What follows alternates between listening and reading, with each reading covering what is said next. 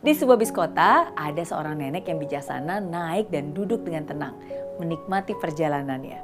Tidak lama kemudian, seorang wanita muda yang tampak kesal dan tergesa-gesa naik ke bis itu juga dan duduk di samping nenek tersebut.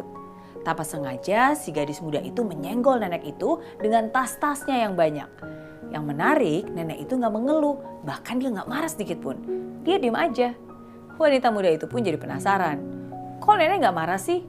Kan aku tadi menyenggol nenek dan barang-barang aku juga dari tadi memenuhi bagian tempat duduk nenek.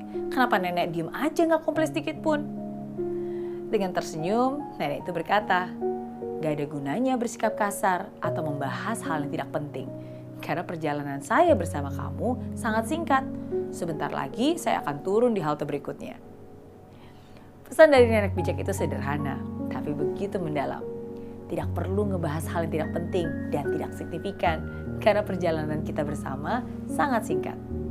Bayangkan berapa banyak waktu dan energi yang kita sia-siakan untuk sebuah kemarahan, untuk sebuah kecemburuan, dendam, ketidakpuasan, dan sikap buruk, sikap tidak mau memaafkan. Semua itu hanya akan membuat perjalanan singkat kita di dunia ini menjadi gelap dan menyedihkan. Jika ada yang menyakiti hatimu, tetaplah tenang. Perjalanan ini terlalu singkat untuk disia-siakan dengan rasa sakit. Jika ada yang mengkhianati, mengintimidasi, menipu, atau bahkan menghinamu, relakanlah. Jangan biarkan itu mengganggu ketenanganmu. Ingat, perjalanan ini singkat. Jika seseorang tanpa alasan menghina kamu, goyangkan saja kepalamu dan lepaskan semua beban itu. Karena perjalanan kita sangat singkat untuk dibebani oleh kebencian.